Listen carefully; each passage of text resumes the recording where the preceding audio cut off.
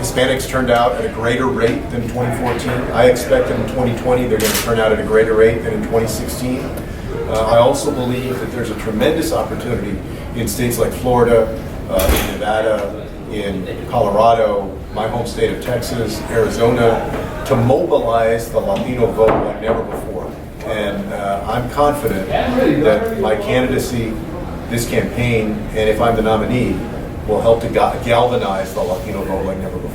On earth, and I can win. I can beat Donald Trump in Michigan, Wisconsin, and Pennsylvania because we barely lost them last time. And I'm the party's best hope to go get the 29 electoral votes of Florida, the 11 electoral votes of Arizona, and the 38 electoral votes of my home state of Texas. Best hope. Why do you say that? Well, I believe that as my name ID increases, what we're going to see is that in places like Florida, Texas, Arizona, and other states, that I'm going to do very well against Donald Trump. Hispanics, you think the Hispanics will come out in force for you once they start getting to know who you are? Or oh, no doubt. I have no doubt that if I'm the nominee, that you will see a Hispanic turnout like you've never seen before. That it will go through the roof compared to earlier cycles.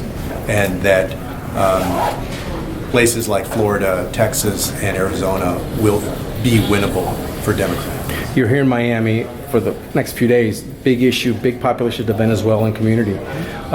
They're steering towards Republicans because of what Trump's doing in Venezuela. What differently would you do in Venezuela with the Maduro regime if you were president? And what do you think of the climate now with that here? You know, Maduro has been bad for Venezuela.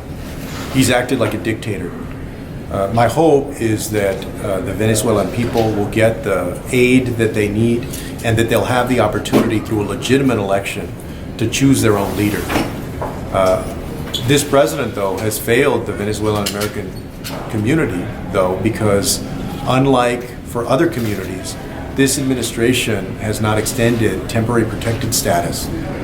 It took the bipartisan work of Democrats and Republicans in Congress to start the process of TPS instead of this president extending TPS.